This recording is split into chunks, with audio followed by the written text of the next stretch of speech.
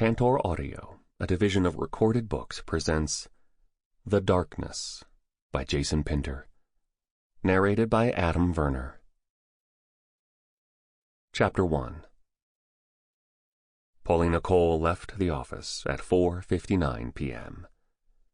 Her sudden departure nearly caused a panic in the newsroom of the New York Dispatch, where she'd worked as a featured columnist and reporter for several years. Paulina was prone to late nights, though many argued whether the nights were due to a work ethic that was second to none, or simply because she was more comfortable spending her time among competitive, ambitious, and bloodthirsty professionals than sitting on the couch with a glass of wine and takeout. She had left that day, after a particularly frustrating conference call with the paper's editor-in-chief, Ted Allen.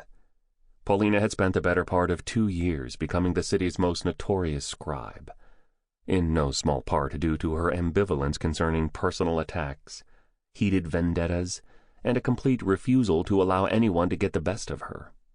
When her instincts faltered, she called in favors.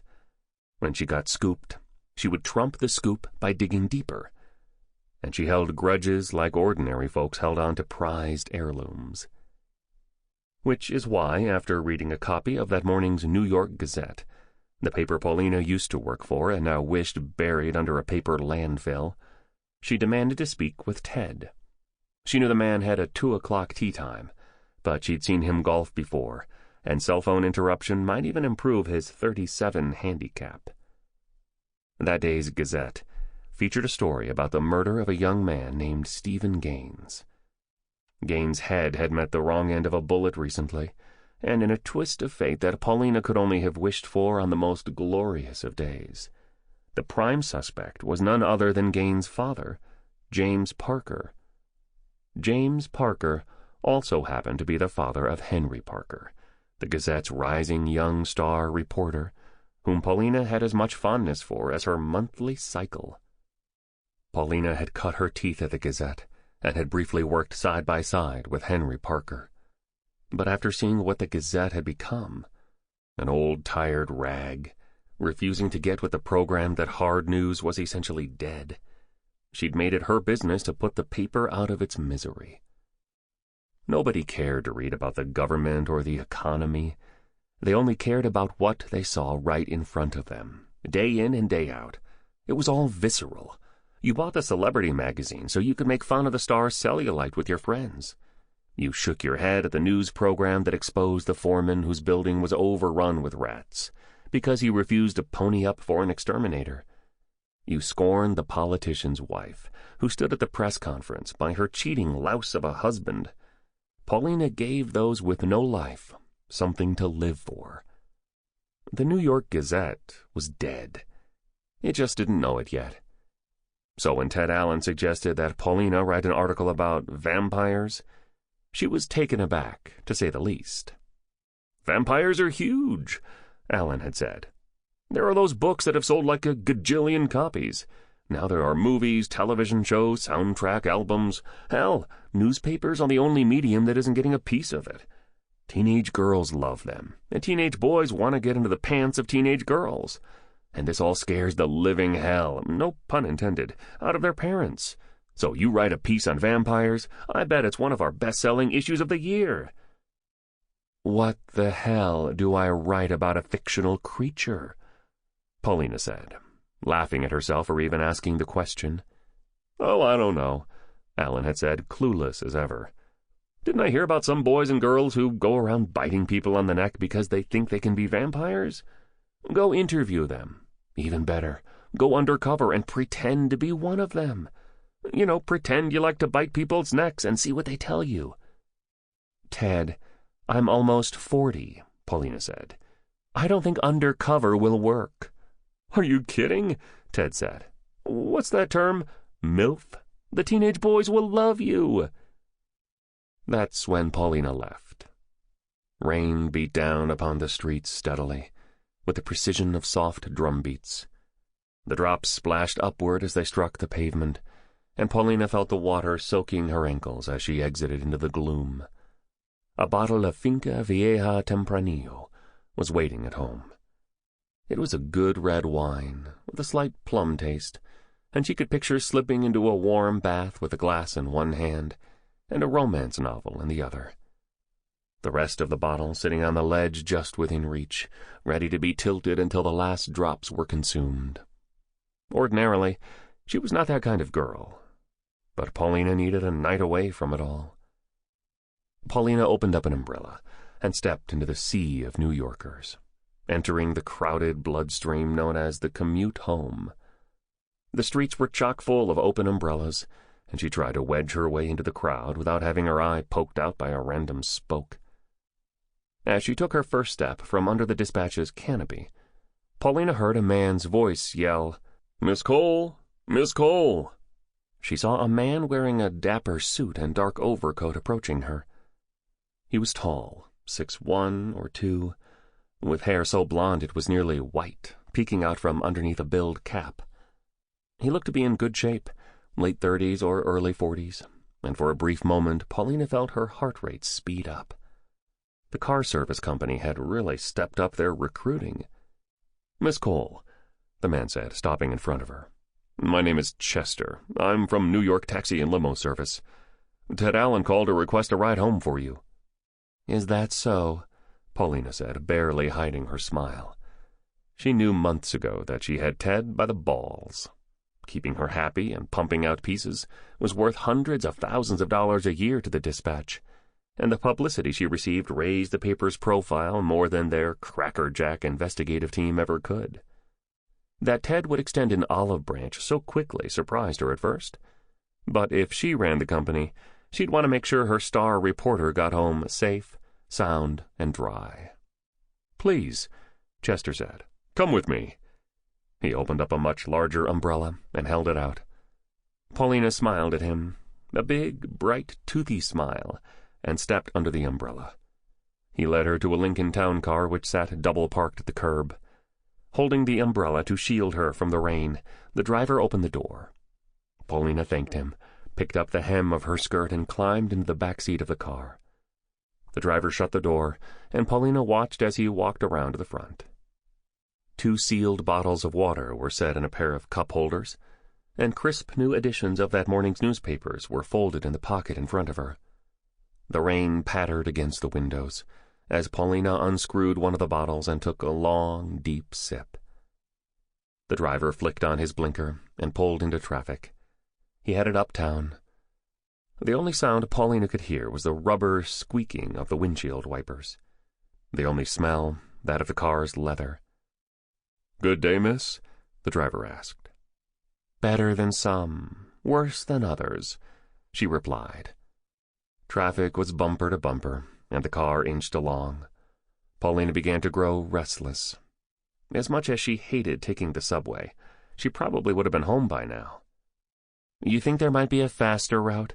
she asked, leaning forward slightly when the car stopped at a red light. The driver turned around, grinned. "Let's see what we can do." The driver made a right turn, and soon the car was heading east. When they got to First Avenue, Paulina could see signs for the FDR Drive north. He pulled onto the on-ramp and headed uptown. The FDR tended to get flooded during heavy rain, but Paulina didn't mind chancing that to get home quicker. She watched the cars outside, eyes widening as she saw her exit, 61st Street, appear in the distance. Yet instead of slowing down and pulling left towards the exit ramp, the car sped along, bypassing the exit completely. "Hey," Paulina said, leaning forward again. "You should have gotten off there." "My apologies," the driver said. "I must not have seen it." Paulina cursed under her breath. The next exit wasn't until 96th Street, and then he would have to loop all the way back downtown.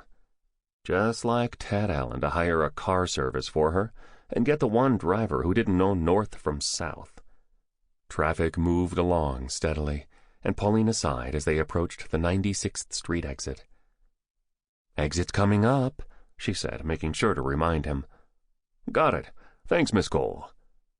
As they approached the exit, Paulina noticed the car was not slowing down at all. "Hey, slow down? The hell is wrong with you? You're going to miss it." The car drove right by the 96th Street exit without slowing down one bit. "Where the hell are you going?" Paulina yelled. The driver did not answer. "I'm calling Ted. You're never going to work our account again." "Put the phone down, Miss Cole." The driver's voice had lost all of its pleasantries. "Screw you. Now I'm calling the cops. Forget our account. Your ass is going to jail." She took out her cell phone and flipped open the cover. "If you ever want to see your daughter with all her limbs intact, you'll put the phone down right now." Paulina's mouth fell open in a silent scream. Her daughter. How? Paulina's daughter lived with her first husband, a wreck of a man named Chad Wozniak. He was a good father, an aspiring architect who never made it past the word aspiring. He was a good man, a decent man, but not a provider. That's what Paulina had wanted for her family. But in the end, she had to do what Chad could not. Abigail. She was 20 years old, a junior in college, a 3.7 average, captain of a soccer team at some all-girls school up in Massachusetts. She and Paulina barely spoke, maybe once every few months, and usually only when Abby's checking account ran low. Abby was beautiful, even if sometimes this budding young woman seemed like a stranger to her own mother. "You're a sick monster," Paulina said, closing the phone. "Don't be like that. We're almost there." The driver took the FDR to the Triborough Bridge, pulling off once they'd arrived in Queens. He skidded around an off-ramp, took several turns in a neighborhood Paulina did not recognize, and slowly eased into an alleyway, bookended by two buildings that looked like they were about to collapse. Paulina could see nobody, hear nobody. She was all alone with this man. Through the rain and desolation, nobody would hear her if she screamed. The driver exited the car and walked around to the back seat. Paulina locked the door from the inside. She heard a click as the driver unlocked it with his remote. Before she could lock it again, he threw open the door, grabbed Paulina by her coat, and spun her into the mud. Wet slop splashed into her eyes. Paulina felt her eyes grow warm, anger rising inside of her. She launched herself at the man, her nails bared to rake at his face. But he merely grabbed her by the neck, held it for one horrible moment as he stared into her eyes. And then Paulina felt him press something against her side, and suddenly she felt a scorching pain worse than anything she'd ever experienced. Her body twitched as she screamed. She lost control of her bladder, then dropped face down into the mud. Paulina looked up to see the man holding a taser, smiling. "I wouldn't do that again. I can smell your piss." Paulina could feel hot tears pouring down her face. She was on her hands and knees, caked in grime, and her body felt like it had just been plugged into an electrical socket. She slowly got to her knees, managed to stand up, her breath harsh and ragged. "What do you want?" she cried. "Money? Sex?" She shuddered at the last word, praying he didn't, praying there was something else, something that wouldn't leave a scar. Pain she could take, but that kind of pain would never leave. The man shook his head. Holding the taser, he reached inside his overcoat, rain beating down the dark fabric. The water spilled down his forehead into his eyes, but the man who called himself Chester hardly seemed to notice. He removed something from his pocket and held it out to Paulina. She focused her eyes, then gasped. It was a picture of her daughter, Abby. She was at the beach, wearing a cute pink bikini, standing in front of a massive hole she must have dug in the sand. The photo looked fairly recent, within the last year or so. Abigail's eyes were bright and cheerful, her skin a golden brown. Abby, she looked so joyful. Her daughter, her blood. "Where did you get that?" Paulina yelled. "Do you really need to ask? I had a dozen others to choose from. You really should tell her to be careful of what photos she posts on the internet." "You're a freak," she spat. "What the hell do you want?" "I want you to listen to me very carefully," the man said. He stepped closer, still holding out the photograph. Water droplets landed on the photo, but he didn't seem to care. A long time ago, I fought in a war. I fought alongside men and women who were like my own blood. Then, one day, we found ourselves trapped. There was one man I fought with who was closer to me than anyone. He was like a daughter, a mother, a brother. Paulina shivered. That day, we found ourselves fighting for our lives. And all of a sudden, out of nowhere, someone throws a grenade at us. I was out of harm's way, but the grenade went off right beside this man I cared about. I remember looking at him after the smoke cleared. He blinked his eyes, looked around like he was just confused. The only thing I remember more than his eyes was the splash of blood beneath him, right where his legs had been blown clean off. Then, in one fluid motion, he held the right side of the photo with his thumb and forefinger, tore off a piece, and let it flutter to the ground. It landed in front of Paulina, speckled by rain and mud. "This is what your daughter will look like when I cut off her legs." Paulina felt her stomach heave, her mouth opening, her eyes burning as she cried. She reached out for the photo, but was too weak to do anything. Blood has its own smell. It makes you want to vomit. And imagine what happens when you see that much blood coming from someone you love. He gripped the picture and ripped off another piece. Again the shred fell, twisting in the rain. "This is what your daughter will look like when I cut off her right arm." "Please," Paulina whispered, her throat so constricted she could barely talk. She closed her eyes. "Stop. Just stop." The man stood there, holding the mutilated picture out for Paulina to see. "Open your eyes," he said. Paulina shook her head. "Open them." She did. "I have something for you," the man said. "I want you to take it home with you, and I want you to read it." "What?" she said, blinking away the tears.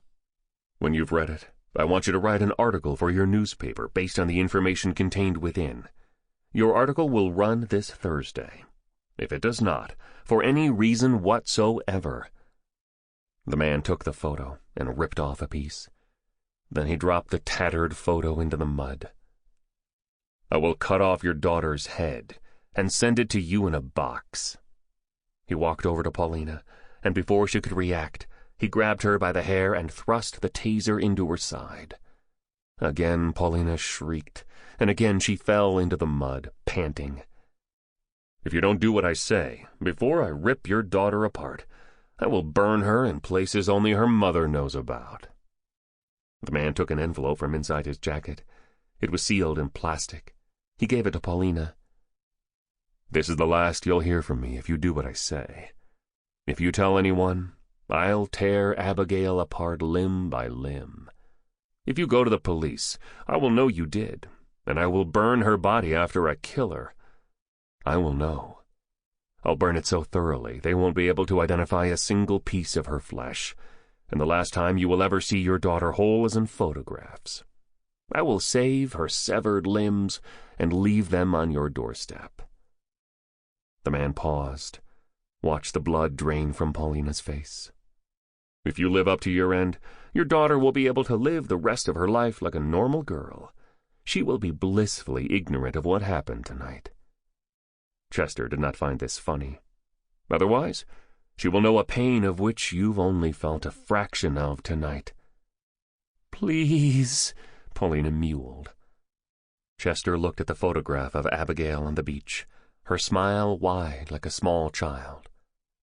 "If not, the only bliss she'll know is whatever happens after she dies at my hands." Paulina took the plastic, turned it over in her hands.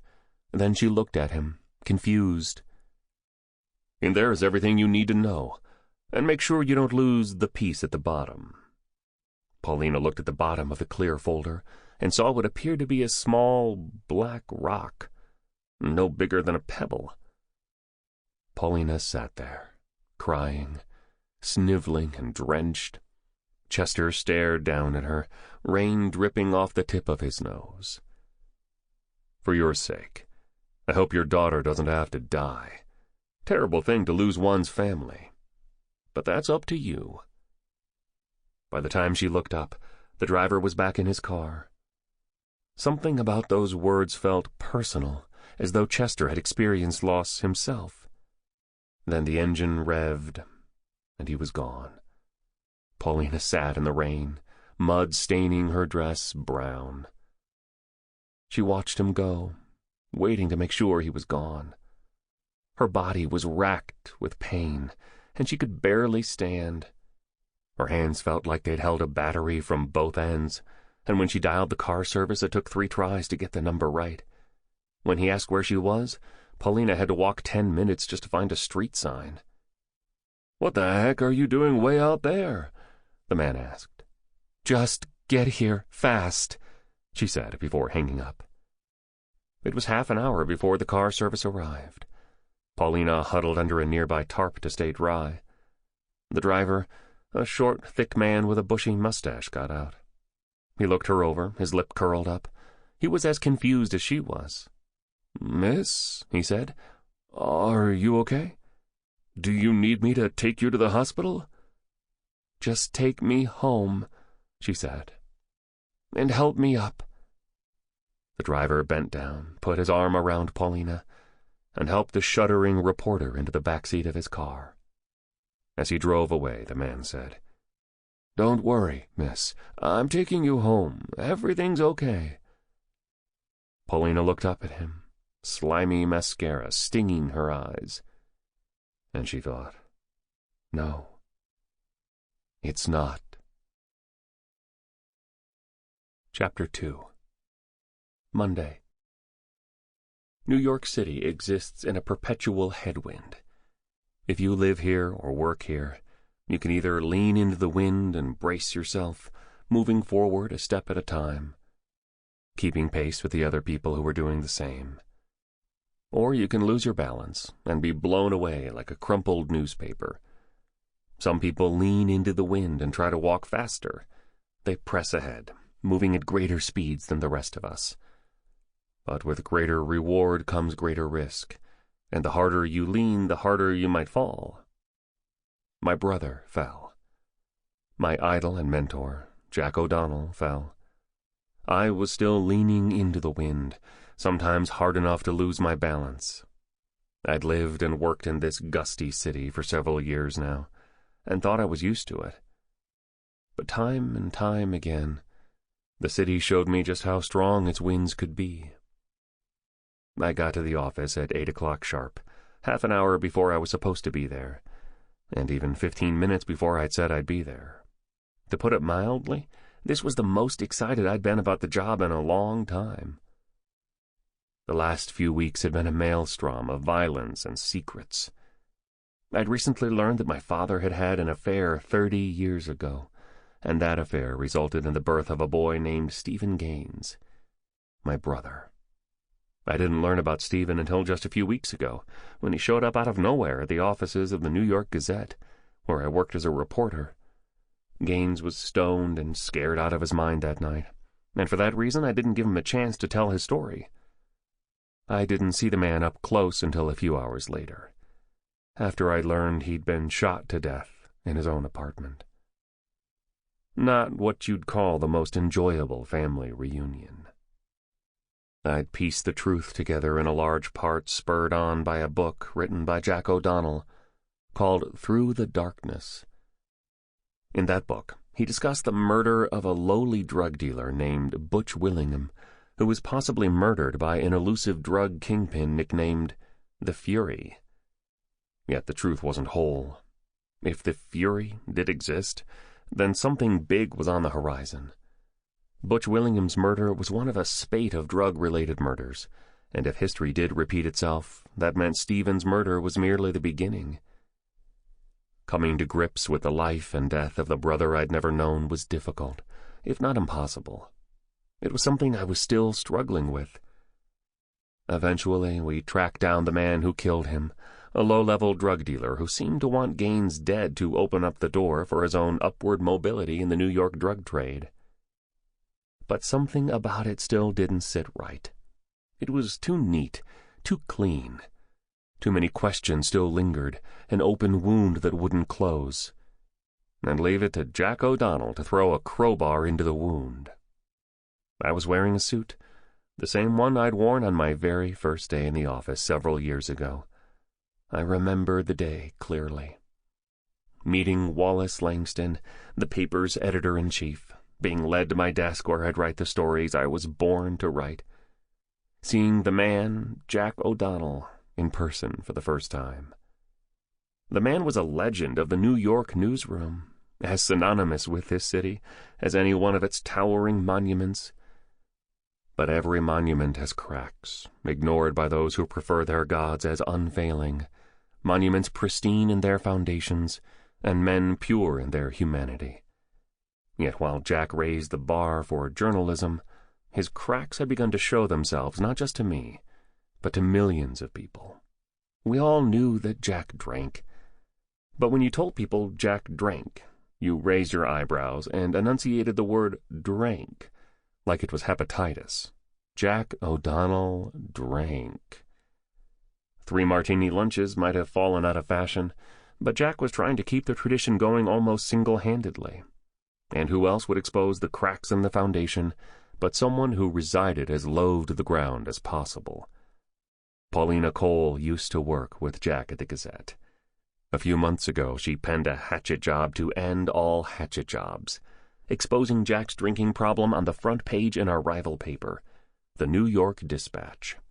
It was a colossal embarrassment to his reputation, personally and professionally. Then Jack disappeared. Whether he was in rehab or lying in the gutter somewhere, I figured the man needed time to figure out if he was going to be swallowed whole by his demons, or if he still had the strength to fight them off. My answer came, surprisingly, when I needed him the most. After I learned the truth about Stephen's killer, Jack found me at my home, just as my girlfriend, Amanda, and I were packing up. He told me he needed a dialysis of the soul.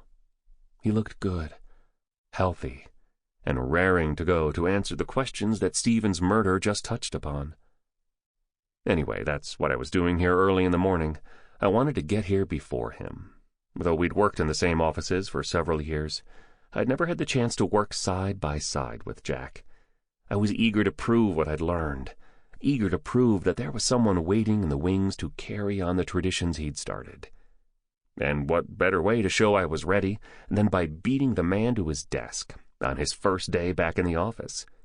So when I got off on the 9th floor, pushed through the glass doors to the newsroom, rounded the corner to the sea of news desks, I was shocked to see Jack O'Donnell surrounded by our colleagues, looking like a kid at his own birthday party.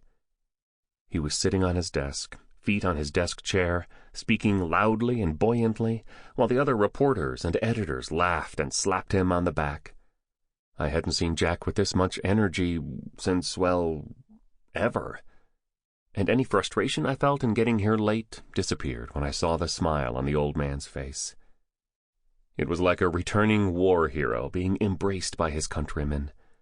While Jack was gone, one of the things I wished I understood better was the newsroom's opinion of him.